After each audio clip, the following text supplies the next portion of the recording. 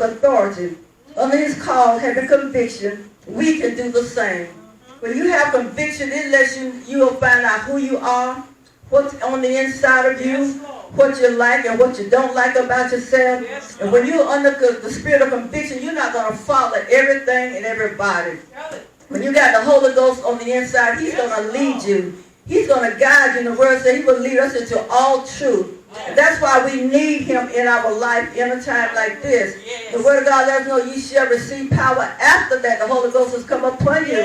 You know, we'll be witnesses everywhere we go. And if the Lord needs a witness nowadays, we need to be a witness. People are hurting. People are crying. People are all confused. You know, they tell us even in this pandemic era, time we're in now, a lot of people are going through mental stress in their life, in their homes, in their families. I even heard on the news the other day where even some little children committed suicide because they just can't stand what they're going through. They're away from their friends. They're away from their families. They can't get to school. They can't go out and play like they used to, and there's pressure on them. A lot of people don't know how to pray and stay in the Word and let God deliver them. Let the Word minister unto us. When we pray, let God speak to us. A lot of people don't know how to do that. And all they do is get what they call, I'm uptight. You know, I just don't know what to do. And you hear that all the time. You know, we're just living in a bad time. But anytime God is still in us and around us, it's a good time. We just got to know how to get through the bad and get through the good. And God has still made us some promises. And God is going to take care of every one of us. Amen. Praise God. And when you really get convicted in your heart, you want to do right. I was thinking about when I read in the book of St. John, the 8th chapter, how the men brought this woman, the Pharisees brought this woman before Jesus and letting him know that this woman was caught in the very act of adultery. Yes. And the teachers of the law and the Pharisees brought in a woman caught in adultery. They made her stand before the group and said to Jesus, Teacher, this woman was caught in the act of adultery. And I'm going to go down to the next verse. Verse 6. But Jesus bent down and started to write on the ground with his finger. When they kept on questioning him, he straightened up and said to them, If any of you is without sin, let him be the first to throw a stone at her. And he stooped down and wrote on the ground again. After a while, he looked up at those who heard him, began to walk away one at a time. And they just walked away until all of them were gone. And the woman still standing, Jesus straightened up and asked her, Woman, where are they? Where are your accusers? No one has condemned you? She said, No, sir. He said, Neither do I. Go and sin no more. You know, they wanted to condemn her of what she did, but they forgot about what they did. But when Jesus said, You without sin, cast the first stone, and they thought about it, I'm not without sin. I can't cast that stone. So they walked away. So every one of us need to look at ourselves today. What am I guilty of? What do I need to get rid of? We got so many people in God's house today that are so rebellious. Don't want nobody to tell them anything. The pastor talk and preach all the time. And they got a word to say under their breath. Sometimes you can tell when they don't want to hear what you're saying because they're wiggling in their seat. They're turning this way and that way.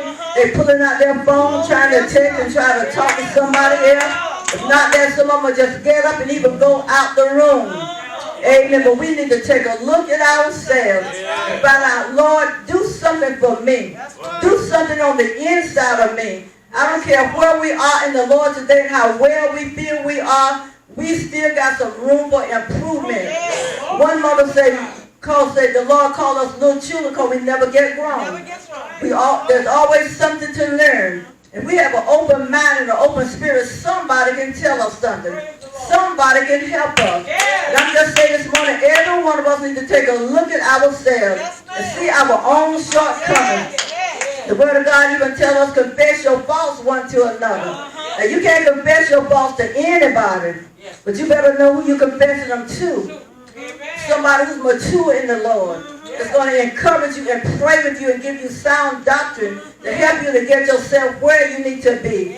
So I'm saying this morning that we all need to take inventory on ourselves and do like David said when David sinned before the Lord. But David had Uriah killed because he wanted Uriah's wife. David thought he was doing something and getting by. He tried to hide his sin, but the word of God let us know your sin will find you out. The word of God says David thought he was doing well, and he and his woman Bathsheba had a baby, and he thought he was just getting along real good. But the Lord will let you go so long. But when God loves you, he will chasten you. God will speak to you. God will let you know, I still love you. I still care about you. I don't care what you've done, where you've been, how long you've been doing it, how bad you feel you are. I still love you. I want you to come back to me. And David realized when the prophet told him what he did and reminded him of his sins, David thought about it, and that's when he wrote Psalm 51. And he told the Lord, Lord, I want you to wash me. I want you to cleanse me from my sin. God, I want you to forgive me for all of my transgressions. And I want you to create within me a clean heart and renew a right spirit within me. Somebody needs to go before the Lord today and say, Lord, I've sinned before you. I've been rebellious. I've been disobedient. God, I haven't always lived right. I haven't always done right. I'm professing you, Lord. I don't have you like I profess you. I want you to do something in me. All of this stuff out of me that I don't need, oh God. Lord, I want you to wash me. I want you to wash my heart. I want you to wash my mind. I want you to wash my soul. Let me all over. Give me a clean heart. Hallelujah. In the name of Jesus. God, if you wash me, I can treat the children right. If you cleanse me, I can treat the husband right. Get out my heart, I can live right. I can walk right. I can be a testimony for you. I can be a witness for you. In the darkest alley, I can be a clean life. Hallelujah. Clean heart. Renew a right spirit in me. Hallelujah. Everybody got some dust in their house. Everybody got some dust in them cracks and in them corners. Same way in our body. I don't care how righteous we think we are. There's something on the inside of us need to come out of us. And only God can check it out. Hallelujah. God won't do it. The cologne won't do it. Unfettered clothes won't do it. Some of us is covered up a whole lot of stuff. When we walk out, we look good. We smell good. Got all the brands hanging around us. But on the inside, what about your heart? What about your mind?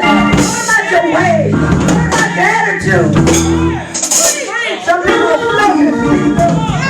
Laugh in your face. Say all these good things. Before your back turn, they're talking about you. Well, you know, she all right, bud. You know, he all right, bud. I like her, but I just don't like this about her. I don't like that about her. Well, you got to love the whole person. God loves all of us. God so loved the world that he gave his only begotten Son. And whoever believes on him shall not perish, but have everlasting life.